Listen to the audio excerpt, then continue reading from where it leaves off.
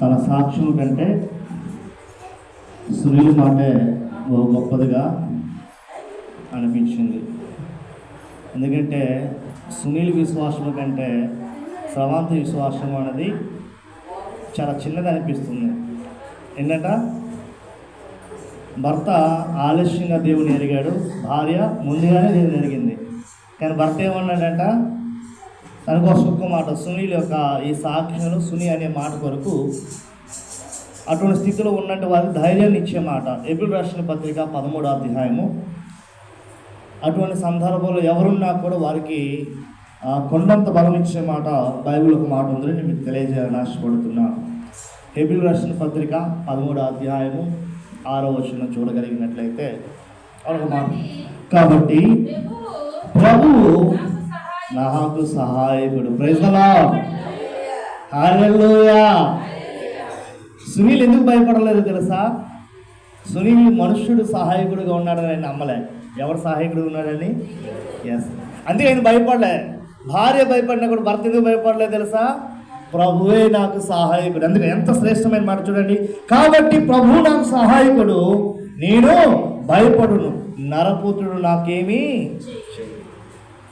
దేవుడు నీకు సహాయకుడిగా ఉంటే ఈ లోకమంతా నీ మీదకి వచ్చినా కూడా నీ ఒంటి మీద కాదు కదా, నీ ఒంటి మీద నా వస్త్రము మీద కూడా వారు వేయలేరట, చెయ్యి వేయలేరు. జాగ్రత్తగా వినండి మాట. ప్రభు నీ పక్క నిలబడాలి. ప్రభు నీ ఆలోచనలో, ప్రభు నీ సమర్పణలో, ప్రభు నీ జీవితంలో, ప్రభు నీ తలంపులో ఉంటే ప్రతిదీ సఫలమవుతుంది. Praise the lord. వాస్తవంగా దేవుడు మన పట్ల కార్యములు చేయాలంటే ఏ రీతికైన కార్యం చేయాలి. గాలి ఏ దిక్కున వస్తుందంటే ఎవరో చెప్పగలమా? అది కింద నుండినే రావచ్చు, పైనుండినే రావచ్చు, వెనక నుండి రావచ్చు, ముందుండినే రావచ్చు, కుడివైపు నుండి రావచ్చు, ఎడమ వైపు నుండి. ఆ కుడుము ఎడము కాకుండా మధ్యరతంలో కూడా రావచ్చు. ఏ విధంగా దేవుడు నీ పట్ల నీ అవసరం తీర్చాలి అని ఆయన భావిస్తే, ఆయన అనుకుంటే నీ అవసరం ఏ రకంగా తీర్చగా చెప్పకూడదు. పడతాం. హల్లెలూయా. కొబ్బరి బొండాలు అమ్ముకొని వారి యొక్క అవసరం తీర్చుకుందామని వారు అనుకున్నారు. కానీ దేవుడు ఏం చేశాడంట, వారు విశ్వాసాన్ని బట్టి ఇంకొక విధంగా దారి అది అంటున్నాడు. ఒక తలుపు మూయబడితే మరొక తలుపు తెరిచేవాడు మన దేవుడు. హల్లెలూయా.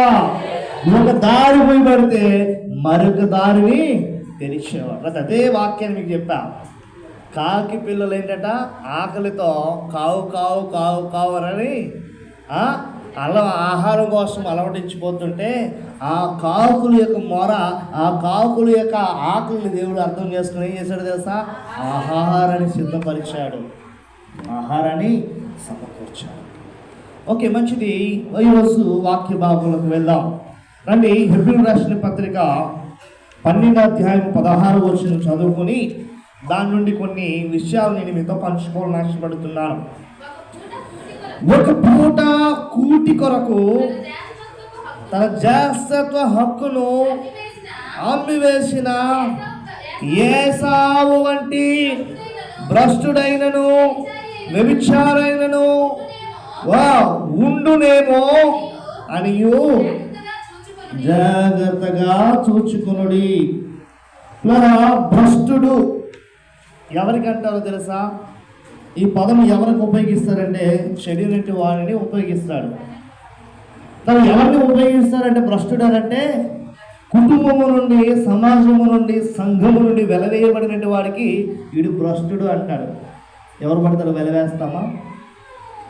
ఒకవైపు పిల్లలు రోగముతో ఉన్నాడు, వారికి తల్లేమో హాస్పిటల్ తీసుకెళ్ళి ఏ విధంగా నేను బాగుపరచాలి, ఇంకా కొంత ధనం సాధన ధనం కోసం తనము ఆలోచన చేస్తుంటే, తల్లి లేని సందర్భంలో తండ్రి వచ్చి ఆ ఉన్న ధనం అంతా తీసుకెళ్ళి తాగాడనుకో, ఆ ఉన్న వాళ్ళు ఏమంటారంట, నువ్వు ఇంత భ్రష్టుడు వేయటానంట అంటారు లేదా?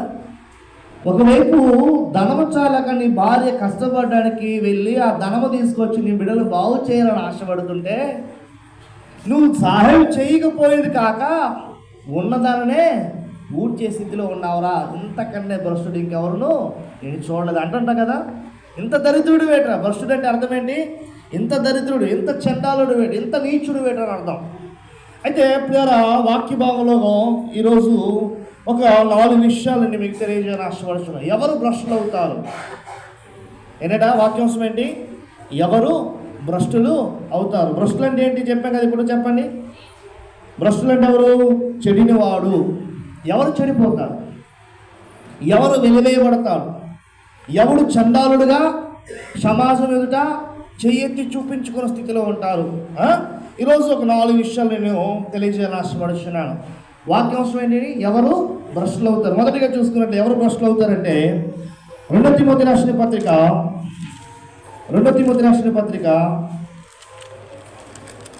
3వ అధ్యాయము 8వ వచనం చదవండి. 2 తిమోతి రాసిన పత్రిక 3వ అధ్యాయము 8వ వచనం. ఒక్కరు చదవండి అమ్మ, ఎవరు చేతి ఒక్కరు చదవండి. చదువుతామండి. ఎన్నే ఎబ్రే అని వారు మోషేను ఎదిరించినట్టు మీరును చెడిన మనస్సు కలిగి విశ్వాస విషయములో భ్రష్టులై సత్యమును ఎదిరింతురంట. ఎవరు భ్రష్టులు అవుతారంటారంటే, ఎవరు భ్రష్టులు అవుతారంటే మొదటిగా ఎవరిని ఎదిరించారండి? ఇక్కడ ఎన్నే ఎబ్రే అనే వ్యక్తులు మోషేను ఎదిరించాడంట. చాలామంది తల్లిదండ్రులను ఎదిరించే బిడ్డలు ఉన్నారు, అన్నదమ్ములు ఎదిరించే తమ్ముళ్ళు ఉన్నారు, అక్కజల్లు ఎదిరించే చెల్లెళ్ళు ఉన్నారు. వారి చరిత్ర మీరు చూసుకుంటే బాగుపడేవారు ఉన్నారా? అర్థమవుతుందని చెప్పేది. తల్లిదండ్రులను ఎదిరించే బిడ్డలు ఎక్కడైనా చరిత్రలో బాగుపడేవారు ఉన్నారా? ఈ దినము ఎవరు భ్రష్టులు అవుతారు? ఈ దినము ఎవరు చెడిపోతారు? ఈ దినము ఎవరు వెలివేయబడతారంటే, మంచి చెప్పేటప్పుడు ఆ మంచి నువ్వు మాకు చెప్పక్కర్లేదు అని ఎవరైతే త్రోసివేస్తారో, అర్థమవుతుందా? మంచి చెప్పేటప్పుడు నువ్వు మాకు చెప్పక్కర్లేదు పోవయ్యా, మంచి ఏదో చెడేదో నాకు తెలుసు అనేవాడు ఏమవుతాడట? అది శీఘ్రముగా వాడు ఏమవుతాడట? భ్రష్టుడవుతాడట. ఎవరైతే పెద్దలను, ఎవరైతే సంఘంలో ఉన్న సేవకులను, ఎవరైతే సమాజంలో నాయకులను ఎదిరిస్తారో వారేమవుతారట? భ్రష్టులు అయిపోతారంట. మోషే దేవుని చేత చేయబడినట్టు వాడు, మనుషులను ఎన్నుకోలేదు. మోషేని ఎవరు ఎన్నుకున్నారట? ఎవరు ఎన్నుకున్నారు నాయకుడిగా? ఇజ్రాయేల్ ప్రజలు ఎన్నుకున్నారా? ఎవరు ఎన్నుకున్నారు చెప్పండి? దేవుడే ఎన్నుకున్నాడు. దేవుడు ఎన్నుకున్న మోషేకు ఎదురు తిరిగారు. ఆనాటి దినాల్లో 6 లక్షల జనాంగంలో ఉన్న ప్రజలందరూ కూడా ఏం చేశారంట? మోషే మీదకు తిరగబడ్డారు. మోషే మీదకి ఏం చేశారంట? కొట్టడానికి, తిట్టడానికి, దూషించడానికి, కొనుక్కోవడం ఎన్నో చేశాడు. అది ఎవరికి నష్టమైంది? ఈరోజు సంఘంలో సేవకుడికి ఎదురిస్తున్న మాట్లాడుతున్న విశ్వాసులు ఉన్నారు. సంఘంలో సంఘ కాపరి విశ్వాసులకి ఏమి చేయలేకపోవచ్చు. విశ్వాస సమూహాన్ని చూసి భయపడిపోవచ్చు. అమ్మో వీడికి ఏమనంటే వీడు రావడం మానేస్తారేమో, వీడు రావడం మానే కాక ఇంక మిగతా వాడిని ఆపేస్తాడేమో అని సేవకుడు భయపడిపోవచ్చు. కానీ నష్టం ఎవరికి? ఏదో ఒక దినము సంఘ కాపరిని ఎదిరించే విశ్వాసులకే నష్టం. ఆనాటి దినాల్లో మోషేకి విరోధముగా లేచినట్టు వారు అనేక మంది ఉన్నారు. అకస్మాత్తుగా భూమి నోరు తెరిచి ఏం చేసిందట? మృంగివేసింది. అక్కడ ఫరోవు కుమారులు అందరిని మృంగివేలే. ఫరోవు కుమారులు కొంతమంది మోషేకి భయపడి మోషే పక్షాన దేవుని పక్షం నిలిచారు. మరి కొంతమంది ఈడేం చేయగలడు అని ఉద్దేశించి మోషేని తిరస్కరించేటప్పుడు ఏమైనట? భూకంపం వచ్చి నోరు చాపి వాళ్ళందరినీ మింగివేసిందట. 6 లక్షల జనాంగము ఏమయ్యారట? పెట్రోల్ రాలిపెట్టుడుగా వారందరూ కూడా ఏమైపోయారట? రాలిపోయారు. అరణ్యంలోనే చనిపోయారు అందరూ కూడా. చివరికి పాలు తేనె ప్రవశించే దేశానికి ఎంతమంది వెళ్ళారు? ఇద్దరు వెళ్ళారు. ఒకటోది నూని కుమారుడు యెహోషువ, రెండవది కాలేబు వెళ్ళారు. నాయకుడిగా ఉన్న మోషే కూడా వెళ్ళలేకపోయాడు. ఎందుకంటే ఒకానొక సందర్భంలో దేవుని యొక్క మాటను ధిక్కరించినందున, అమ్మా ఒక్కసారి మోషే ధిక్కరించినందుకే ఎన్నో అవమానాలు పొంది, ఎంతో ప్రయాసపడి, ఎన్నో ఇబ్బందులు ఎదురయ్యి తన రాజ్యరికాన్ని, మోషే ఎవడంట? సాధారణమైన మనిషి కాదమ్మా, ఎవరైనా రాజు. తన రాజ్యాన్ని, రాజరికాన్ని, తన ఏంటంట వారసత్వాన్ని అన్ని విడిచిపెట్టి దేవుని యొక్క కమాండ్ అంటే దేవుని యొక్క మాటకు లోబడి తన ప్రజల నిమిత్తముగా అరణ్యములో వారితో పాటు కూడా తిండి తిప్పలు లేకుండా నడిచినట్టు వాడు. మరి అంత శ్రమించిన మోషేకి దేవుడు శిక్షించాడే. మరి అనుక్షణము మనం దేవుని యొక్క మాటకు లోబడే వారంగా ఉన్నామా? ఎలా ఉన్నాం? దేవుని మాటను ఎదిరించే వారంగానే ఉన్నాం. ఒకే ఒక మాట, ఒకే ఒకసారి నువ్వు కర్రతో రాయిని చూపించమంటే ఏం చేశాడు? కర్రతో ఒకసారి చేసినందునే దేవుడు ఏమన్నాడట? పాలు తేనె ప్రవశించే దేశాన్ని నువ్వు చూడగలవేమో కానీ దానిలో ఏం చేయమంట? అడుగు పెట్టలేవన్నాడు. ఈ మాట నిజంగా మీ హృదయం క్రొవ్విని పట్టినది కాకుండా ఒకవేళ ఉన్నట్లయితే, ఒకవేళ ఈ సమయం ముందు మీ హృదయము, మీ దేహము ఉంచబడిన హృదయము పనిచేస్తున్న తీరు బాగున్నట్లయితే, ఇప్పుడు మిమ్మల్ని మీరు ప్రశ్న వేసుకోండి. ఇప్పుడు ఊపిరి తీసుకొని భారం మీ హృదయం మీద మోపబడి ఉంటుంది. ఎందుకో తెలుసా?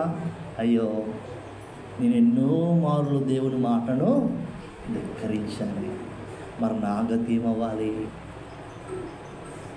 అనిపించిందా?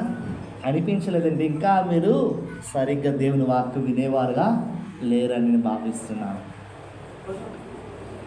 ఈ మాట విన్న తర్వాత మీ యొక్క మనస్సు, మీ యొక్క ఊపిరి ఉక్కిరిబిక్కిరి అయిపోకుండా ఉన్నది అంటే, ఇంకా మీరు ప్రశాంతంగా గాలి పీల్చుకుంటున్నారంటే, ఇంకా మీ చెవులు గోబుల్లోకి దేవుని యొక్క మాట వెళ్ళలేదని అర్థం. ఎందుకో తెలుసా? చెప్పండి, ఎందుకో తెలుసా? ఒక్కసారే దేవుని మాటను ధిక్కరించినందుకు మోషేని దేవుని పక్కన పెట్టమన్నాడే. మరి ఎన్నో ఆయన విషయంలో మనం పోల్చుకుంటే మనలో ఏమైనా గొప్పతనం ఉందా? ఒకటోదిగా ఆయన రాజ్యాన్ని విడిచిపెట్టాడు. రెండోదిగా తనకున్న పదవి, తనకున్న ధనము, తనకున్న అంగు ఆర్భాటాలన్నీ కూడా విడిచిపెట్టాడు. తన సౌందర్యవంతుడు, తన బలవంతుడు, చిన్న హోదా ఉంటేనే ఎవరైనా ఒక మాట అంటే నీరు పడదేంటి, వాడంటే నీరు పడదేంటి, వాడంతా ఎంత, వాడు మాట్లాడతారా, వాడు చేతి చూపిస్తారా అని అంటామే. మరొక రాజ్యానికి, ఒక దేశానికి రాజు అయినా మరి అనేక మార్లు ఇజ్రాయేల్ ప్రజల్లో మోషేను నిందించారా, పొగిడారా? మరి ఇప్పుడు ఏమనాలి? మోషే ఒక విధంగా ఏమనాలి? సంతోష్ ఏమనాలి? మేషాలు నిలుపుకుంటూ, తొడగొట్టుకుంటూ, భుజాలు అగ్రేసుకుంటూ నీడు పడేది అన్నాడా? ఏమన్నా దేవుని యొక్క ఆజ్ఞకు లోబడ్డాడు. అమ్మా, జాగ్రత్తగా వినండి మాటలు, జాగ్రత్తగా వినండి మాటలు. ఎందుకు ఈ మాటలు నేను మీకు తెలియజేస్తున్నానంటే, దేవుడు చేత హెచ్చింపబడేవాడు ఆయన. ఎంతమంది తను అవమానపరచాలన్నా కూడా వారు అవమానాల వైపు సేవకుడైన ఏంటట మోషే లక్ష్యం చేయలే.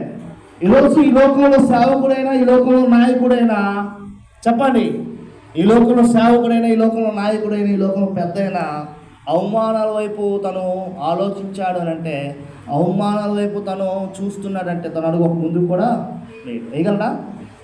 బిడ్డలు అనే మాటలు తల్లులు పట్టించుకుంటూ ఒక అడుగు ముందు వేయగలరు బిడ్డల కోసం. అరే వీళ్ళకి ఎంత చేస్తున్నా కూడా వీళ్ళని నిలగే అంటున్నారు, వీళ్ళ కోసం ఎందుకు చేయాలన్న ఆలోచన వాళ్ళు అనుకుంటే మీ జీవితంలో ఇది మంచి జరుగుతుందా? అలా అనుకోరు, అలా అనుకోరు. ఒకవేళ అనుకుంటే వాడు తండ్రి కాదు, ఒకవేళ అనుకుంటే నాయకుడే కాదు, ఒకవేళ వాడు అనుకుంటే సేవకుడే కాదు. ఎన్ని అవమానాలు వచ్చినా, ఎన్ని నిందలు వచ్చినా, ఎన్ని అపకీర్తులు వచ్చినా కూడా ఆయనకి అప్పగించాడు. ఎవరికి అప్పగించాలంట? ప్రతి తల్లిదండ్రులు అదే చేస్తుంటారు, ప్రతి నాయకుడు అదే చేస్తుంటాడు, ప్రతి సేవకుడు కూడా అదే. అయ్యా నీకు అప్పగిస్తున్నాను, నువ్వే చూసుకో. దేవుని వాక్యం సెలవిస్తుంది, నీ శత్రువులను నీ పాదముల కింద తీసుకొచ్చి అడగదొక్కే కృపణ దేవుడు నీకు అనుగ్రహిస్తాడు. Praise the lord. నువ్వు మనుషులతో పోరాడక నువ్వేమి చేయలేవు. చేయగలవా? నువ్వు కేసు పెడితే వాడు కేసు పెడతాడు, నువ్వు కొడితే వాడు కొడతాడు, నువ్వు 10 మంది తీసుకెళ్తే వాడు 100 మంది తెస్తాడు, నువ్వు 100 మంది తీసుకెళ్తే 1000 మంది తెస్తాడు. గొడవ పెరుగుతుంది తప్ప గొడవ చల్లారు. కానీ ఆ గొడవ అంతా తీసుకెళ్ళి దేవుని దగ్గర పెట్టి ఏం చేస్తారు దేవుడు? ఒకనొక దినములో అమ్మీకులు మోరీయులు అందరూ కూడా ఇజ్రాయేల్ ప్రజలకు అడ్డంగా వెళ్ళారు. ఇదే మోషే నా నాయకత్వంలో నడిపిస్తుండేటప్పుడు వాళ్ళకి వెళ్ళి అడ్డు నిలబడ్డారు. దేవుడు విడిచిపెట్టి అనుకున్నారా? అదే సమూయేలు గ్రంథంలో అంటున్నాడు, ముసలి వాళ్ళేమి, చిన్నపిల్లలేమి, పెద్దవారేమి, లేదు వీళ్ళు చివరికి ఆ దేశంలో నివసిస్తున్న పశువులతో సహా విడిచిపెట్టిన కన్నా ఏం చేయమన్నాడట? హతము చేయమన్నాడు. అర్థమవుతుందా? కాబట్టి పగ తీర్చుకునడం నీ పని కాదు. ఒక క్రైస్తవుడిగా పగ అనే ఆలోచన మనలో ఉండకూడదు. మనం ఎంత కోపం ఉన్నా మరో క్షణమే మనం ఏమైపోవాలట? సమాధాన పడిపోవాలి. నెంబర్ 1, ఎవరు భ్రష్టులు అవుతారంటే ఎవరైతే పెద్దలను, సేవకులను, నాయకులను ఎదురిస్తారో వారు ఏమైపోతారట? భ్రష్టులు. భ్రష్టులు అంటే ఏంటి? అది చెప్పాం కదా. భ్రష్టులు అంటే అర్థం ఏంటి? చెడిపోతారు, చెడిన వారు, వెలవేయబడిన వారు, చండాలులు, నీచులు అని అర్థం. అదే ఆడదానిలోకి, ఇవన్నీ మగోడు పదాలు, ఆడదానిలో పదంలోకి వస్తే పతిత ఏమంటారట? పతిత అంటే అర్థం ఏంటి? వ్యభిచారి అని అర్థం. తన్ని ఎవ్వరు కూడా సమాజంలో దగ్గరికి చేర్చుకోరు. తన్ని ఏం చేస్తారట? వెలేస్తారు. నువ్వు ఉండకూడదు, నువ్వు ఉంటే ఇక నువ్వు వాళ్ళందరూ ఏమైపోతారట? చనిపోతారు. ఒక భ్రష్టురాలు, ఒక నీచమైన దాను, సమాజం వెలవేయబడిన దాను అనే మాటలు అన్నీ కూడా. కాబట్టి నెంబర్ 1, ఎవరు భ్రష్టులు అవుతారు అంటే చెప్పండి, ఎవరు భ్రష్టులు అవుతారట? ఎవరైతే సేవకుడిని, ఎవరైతే పెద్దలను, ఎవరైతే నాయకులను ఎదురిస్తారో వారు ఒకనొక దినము కిందకి అదే కదా రాయబడింది. చదువమ్మ 16 కిందకి చదువమ్మ సార్ బ్రదర్. చూస్తారా?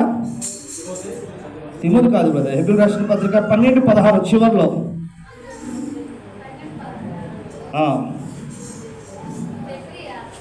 హెబ్రీ రాసిన పత్రిక 12:16 సారీ అమ్మ, అదే 2 తిమోతి రాసిన పత్రిక 3:8.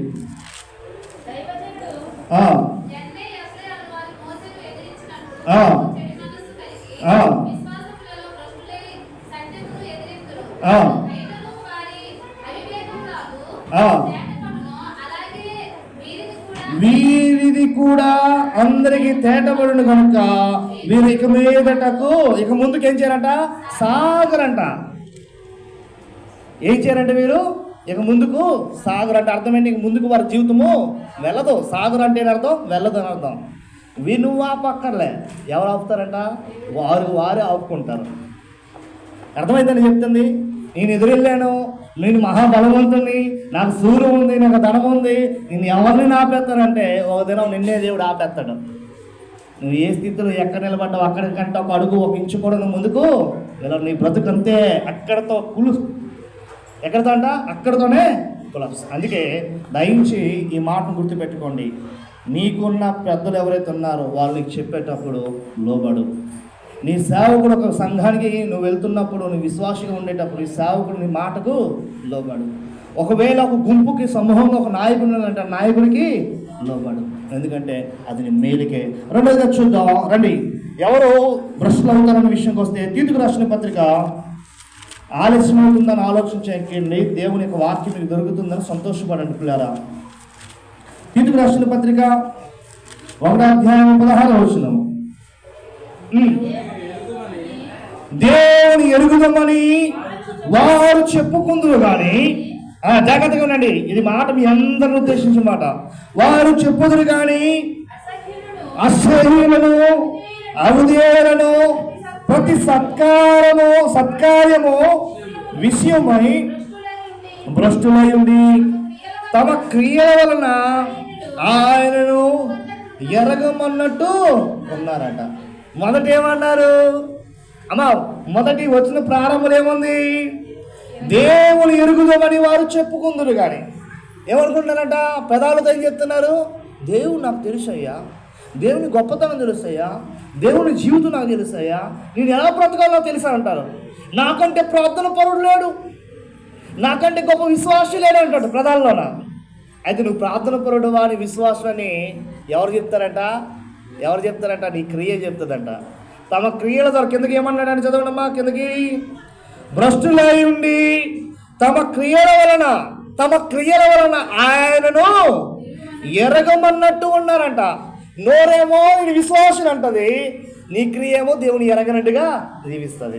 రెండవదిగా ఎవరు భ్రష్టులు అవుతారంటే దేవుని ఎరిగామని చెప్పుకొని పాపము చేసేవారు, అంటే వేషధారణ కలిగి ఉన్నవారు. దేవుని ఆశ్రయించేవారుగా ఉంటారు, లోక సంబంధమైన జీవితం జీవించేవారుగా ఉంటారు. వారికి ఏమంటారంట? వేషధారణ. ఏంటంట? వేషం. ఎప్పుడైనా చూసారు వేషాలు? ఏంటి చూసారు ఎప్పుడైనా? నాటికలు. నాటిక వేయక ముందు ఎలా ఉంటాడు, నాటిక వేసిన తర్వాత ఎలా ఉంటాడు? మారిపోతుంది రూపం మారుతుందా లేదా?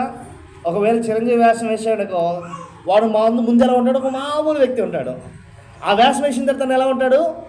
తన జీవితము, తన యొక్క రూపు రేఖ మొత్తం ఏమైపోతుందంట? మారిపోతుంది. ఈరోజు మనము కూడా అలాంటి వారం ఉన్నాం. పెదాలతో దేవుని ఎరిగినట్టు వారంగా చెప్తున్నాం, క్రియల ద్వారా దేవుని ఎరగనట్టు వారముగా ఉంటున్నాం. కాబట్టి క్రియ, పెదాలు రెండు కూడా దేవుని ఎరిగేవారుగా ఒకవేళ నువ్వు ఉన్నట్లయితే నువ్వేమవుతావు? భ్రష్టుడు కాకుండా ఉంటావు. మాట ఒకలా ఉంటుంది, చేత మరొకలా ఉంటుందంటే నువ్వు ఏదో ఒక దినం ఏమైపోతావంట? భ్రష్టుడు అయిపోతావు. రెండు విషయాలు. నెంబర్ 1 ఏం చెప్పాను? పెద్దలను, సేవకులను, నాయకులను ఎదిరించేవాడు భ్రష్టుడవుతాడు. రెండవదిగా దేవుని ఎరిగామని చెప్పుకొని పాపము చేసేవారు లేక వేషధారణ వేసేవారు ఒక దినం భ్రష్టుడవుతాడు. మూడవదిగా చూద్దాం ఎవరు భ్రష్టులవుతారంటే, రండి ఇక్కడ 1 తిమోతి రాసిన పత్రిక 4వ అధ్యాయం 2వ వచనం. 1 తిమోతి రాసిన పత్రిక 4వ అధ్యాయం 2వ వచనం. అమ్మా, దెయ్యముల బోధయందు లక్ష్యముంచి విశ్వాస భ్రష్టులవుతారని ఆత్మ తేటగా చెప్పుచున్నది. మనుషులు చెప్పట్లే, దెయ్యముల బోధ అంట. దెయ్యముల బోధ ఏంటో తెలుసా? సత్యం కంటే అసత్యమును బోధించేవారు.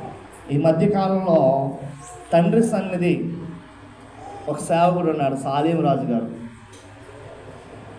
ఆయన ఒక ప్రసంగము బోధిస్తూ ఒక మాటను చెప్పుకుంటూ వస్తున్నాడు. గెహాజీ, తర్వాత ఎలీషా, తర్వాత గనురాలైన ఒక స్త్రీ.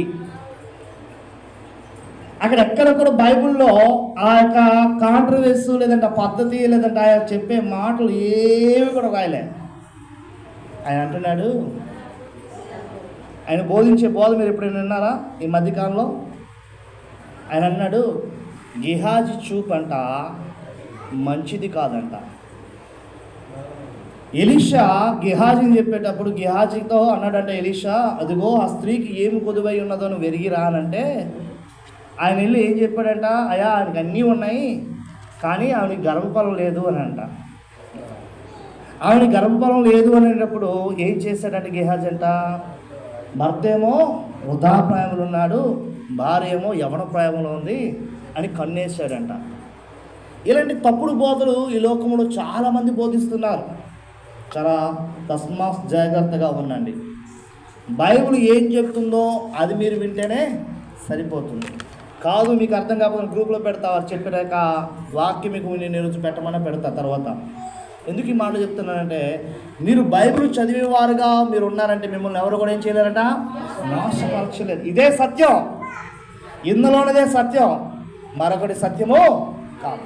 ఈరోజు చాలామంది కల్పన కథలు, వారికి నచ్చే విధముగా కథలను అల్లుకుంటూ ప్రజలను మభ్యపెడుతున్నారు, ప్రజలను తప్పుదారిలో నడిపిస్తున్నారు. వారు స్వప్రయోజనాల కొరకు, వారి సొంత ఎదుగుదల కొరకు వారు ఎన్నో కట్టుకథలు చెప్తున్నారు. అయితే నేను మిమ్మల్ని అంటున్నా, అనేక మార్లు అన్నా, నేను చెప్పినా సరే, నా స్థానంలో వేరే వాడు చెప్పినా సరే, వాక్యములో లేనిది బోధిస్తే వాడెంతటి వాడైనా కూడా నిలబడి, అయ్యా మీరు చెప్పేది బైబిల్లో లేదు, అది చూపించరా అని అడగాలి. ఏమనాలంట, మీరు చెప్పేది బైబిల్ ఉంటే 100కి 100 రూపాయలు మేము వింటాం, అది కాకపోతే మేము వినం అని మీరు చెప్పగలిగే స్థితిలో ఉండాలి.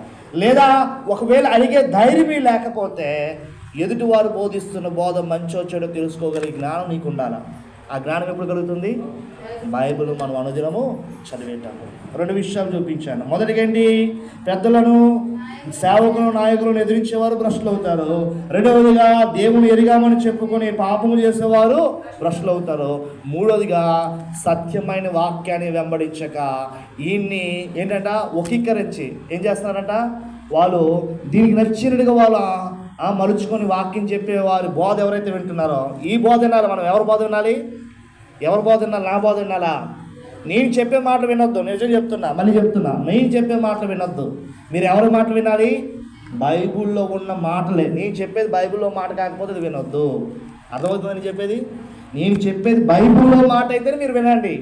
అది నా సొంత మాట అయితే వినొద్దు. ఆ సొంత మాట వెంటనే పెట్టి బయటికి పంపించండి. ఒకవేళ అలా మాటలు విన్నారు, ముందు మీరు చెడిపోతారు. అది ఎవరి తప్పు? నా తప్పు కాదు, మీదే తప్పు. ఎందుకంటే మీరు జాగ్రత్తగా వినాల్సిన బాధ్యత మీది. నా సంఘానిగా కాపాడుకోవాల్సిన బాధ్యత కూడా నాది. ఈరోజు చాలామంది యూట్యూబ్లో వాక్యాలు వినండి, నేను వినొద్దు అనట్లే, ఫాలో అవ్వండి, ఫాలో అవ్వద్దు అనట్లే. కానీ అందులో సత్యం ఎంత ఉందో, అసత్యం ఎంత ఉందో, నిజం ఎంత ఉందో, అబద్ధం ఎంత ఉందో, దాన్ని వెంబడించాల్సిన బాధ్యులు ఎవరిదంట? మీదే. ఆ తేడా మీకు తెలియకపోతే, ఆ వివరణ మీకు తెలియకపోతే ఏమైపోతారట? మీ గాడి తప్పిపోతుంది, మీ దారి సైట్ ట్రాక్ అయిపోతుంది. చివరికి ఒక మాట చెప్పి మాట ఇస్తున్నా. చివరికి ఒకే ఒక మాట, అలా కాదు. దెయ్యముల బోధ యందు లక్ష్యముంచేవారు భ్రష్టులు అవుతారు. దేని బోధ ఉందంట? దెయ్యముల బోధ యందు. దెయ్యముల బోధ అంటే అసత్యము. ఓకేనా? ఈ లోక మనుషులు. చివరికి ఒక మాట చెప్పి ముగిస్తారు. రోమిల రాసిన పత్రిక 1:28. భైరతను బైబుల్ తెస్తాం కానీ ఒకసారి కూడా చదివి వినిపించట్లేదన్న. పర్లేదన్న, చదవడమే కావాలి నాకు.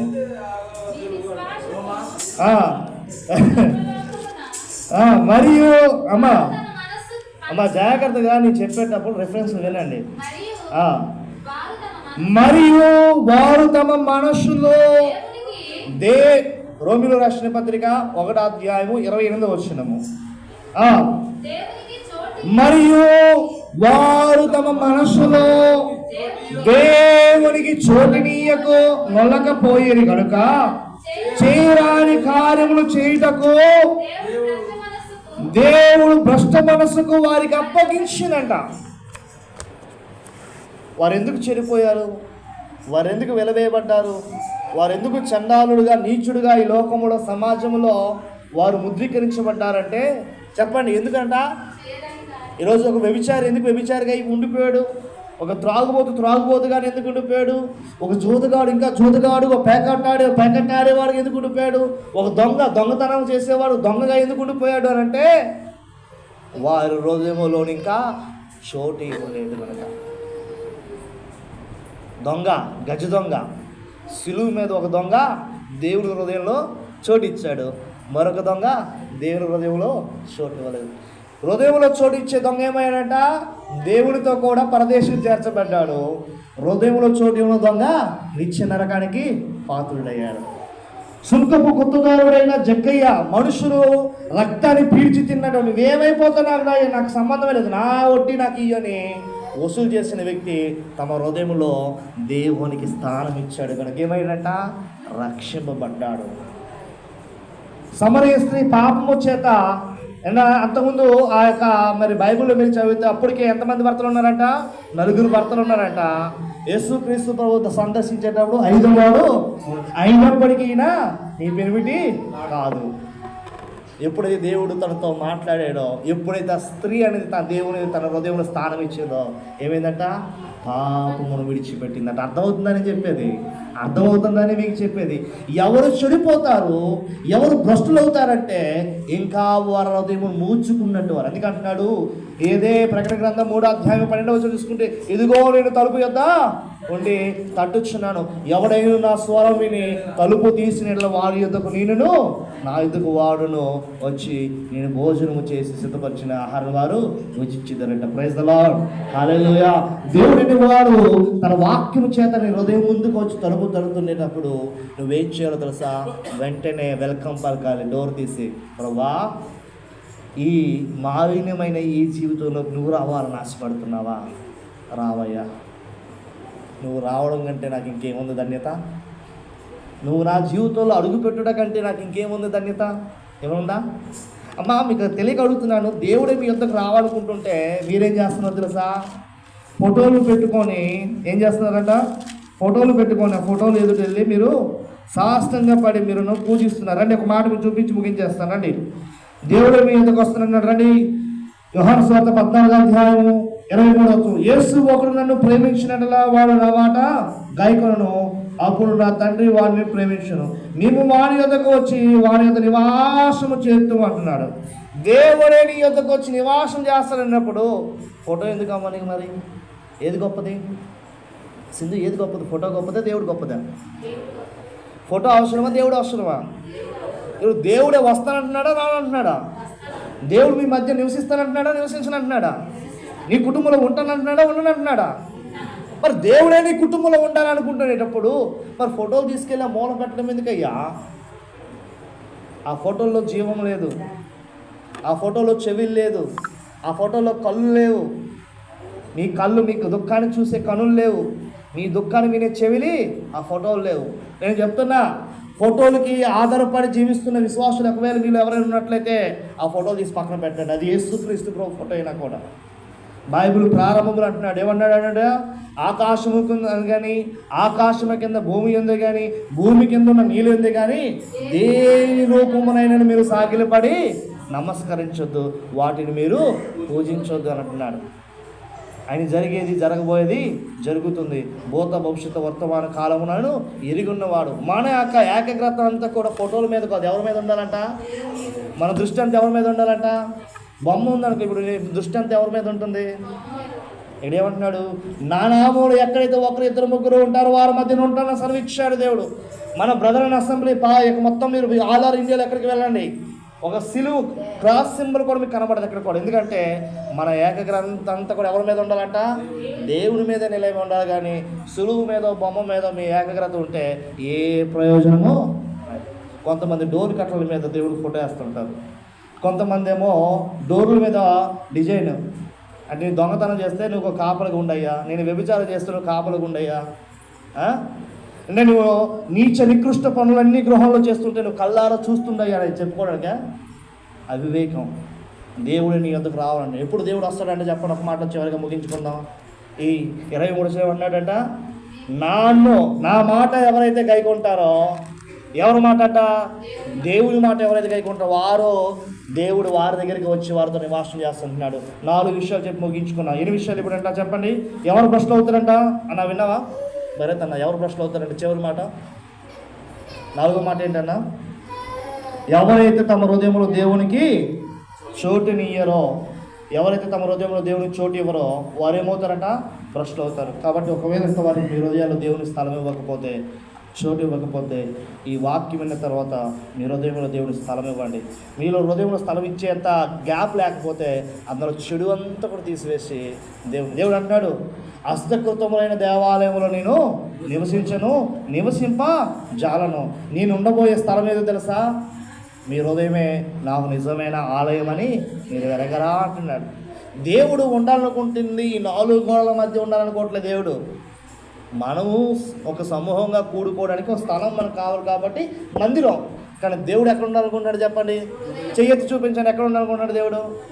ఎక్కడ? నిజంగా ఇస్తారా? నిజంగా ఇవ్వండి. ఇస్తే మీకు మేలు, ఇస్తే మీ కుటుంబానికి మేలు, ఇస్తే మీ బిడ్డలకి మేలు. దేవుడు అట్టి కృపను మీకు మీ కుటుంబానికి దేవుడు దయచేయడుగాక. ఆమేన్. ప్రార్థన చేసుకుందాం. మీరు కూడా అమ్మా చేస్తాను. సాక్ష్యం చెప్తావా?